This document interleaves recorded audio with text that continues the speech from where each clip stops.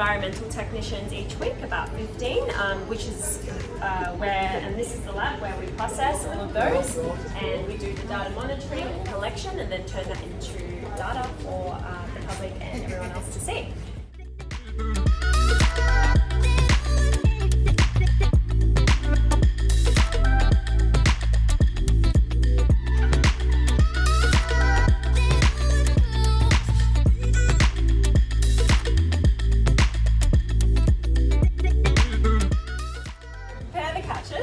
And we then dehydrate them, which is our industrial dehydrator here, which dries out and allows for the microplastics to be easily seen and removed from the rest of the organic matter.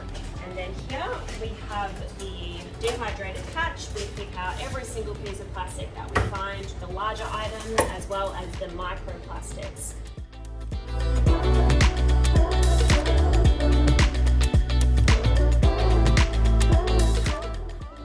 So a main goal of this lab is to focus on looking at microplastics because they are tremendously abundant in marine environments and incredibly challenging to spot and count in regular wet catches. And the reason for this is because they're sticking to the biomass and the colour contrast is quite low as well. So dehydrating the catches allows for easy separation of the organic matter with the plastics. It's much easier to see all of the plastics and especially those microplastics.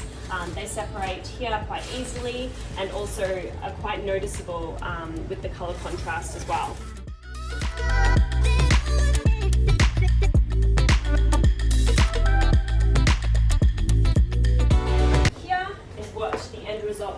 Basically. So here are microplastics, which are hugely abundant in marine environments, and a big part of this lab is to be able to accurately quantify these microplastics. And over here we've got the larger macroplastics, which we also count.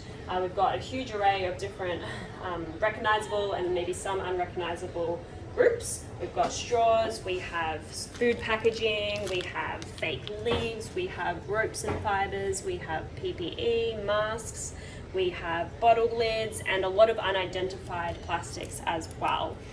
And then we take all of this information, we count them and input them into our database, which we can then use to create things like impact reports and compare to weather patterns and the locations around Sydney Harbour to try and find solutions against the plastic problem.